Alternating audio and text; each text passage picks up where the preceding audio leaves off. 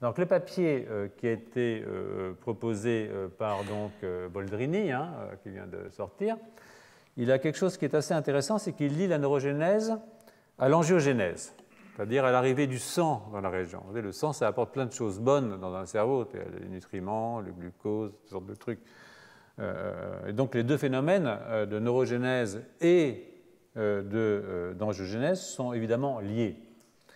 Il rappelle, ce que chacun sait évidemment, que l'exercice physique augmente le volume sanguin cérébral, ce qui peut conduire à plus de neurogénèse adulte. Vous savez qu'il y a des travaux qui prétendent que les coureurs à pied ont plus de neurones. Bon, ça ne se voit pas toujours quand on discute avec des sportifs, mais c'est peut-être vrai. En tout cas, c'est dans l'hippocampe. Peut-être que, bon, c'est peut-être pas le meilleur argument. Et à de meilleures performances cognitives chez les humains. Bon, peut-être moins chez les humains âgés. Les auteurs ont donc mesuré les deux paramètres à différents âges, neurogénèse et angiogénèse, formation de nouveaux vaisseaux, parce que les vaisseaux aussi, ça se fait en permanence. Tout se refait en permanence. On perd des vaisseaux, on refait des vaisseaux. Ça bouge. Et donc, c'est une étude post-mortem sur 28 femmes et hommes de 14 à 79 ans.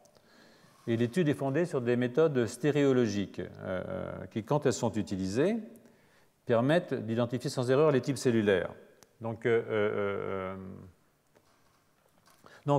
cette diapositive ici, la suivante plutôt, celle-là, oui, vous donne l'article, le résultat de l'article. Donc il y a un pool de cellules quiescentes, ici, qui se réduit chez l'homme âgé, en particulier dans l'antegyrus de l'hippocampe. Il y a des cellules qui prolifèrent, qui sont des progéniteurs, et des neurones immatures, qui sont stables avec le vieillissement.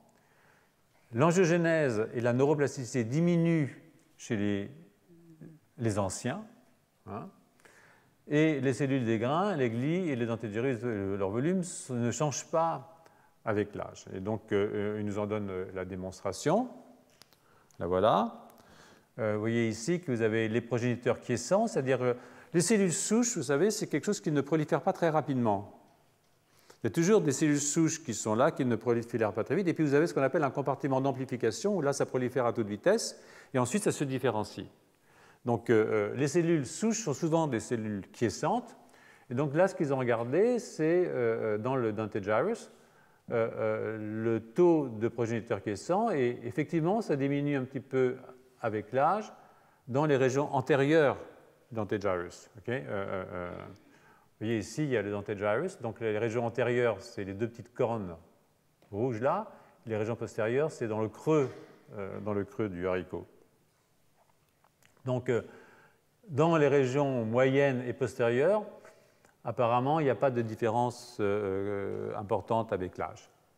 Quand on regarde les progéniteurs neuraux, alors là, c'est un petit peu plus tard, c'est les cellules qui sont arrivées ici, qui commencent à se différencier, celles qui sont marquées en particulier par DCX de Volcortine et par la PSA-NCAM. Quand on regarde les progéniteurs neuraux, apparemment, ça ne bouge pas avec le temps. Vous voyez que même à 80, ça peut être bon. Donc ça, c'est plutôt encourageant. Pour les cellules en prolifération globale, glie plus neurones plus tout ce que vous voulez, c'est tout ce qui est marqué par KI67 en fait, ben écoutez, ça ne bouge pas. Voilà. Donc, et là, si je regarde les PSA-NCAM, c'est-à-dire des neurones assez jeunes, eh bien, je n'ai pas de changement fondamental avec le temps. Donc ça, c'est plutôt une manip encourageante. Si je regarde l'angiogénèse, alors là, j'ai effectivement, en particulier dans le Dentagyrus antérieur, une perte assez, ou moyen, une perte assez forte de l'angiogénèse, de la formation des nouveaux vaisseaux. Donc, et puis le volume des vaisseaux, d'une façon générale, n'est pas modifié non plus avec le temps. Donc, ce sont des visions un tout petit peu différentes de celle du groupe d'Alvarez-Bouillet en particulier, qui semble suggérer que finalement, avec le temps, ça continue à faire de la neurogénèse, peut-être pas aussi bien, il y a peut-être un peu moins d'angiogénèse, mais d'une certaine façon, Sapiens continue à faire du nouveau neurone.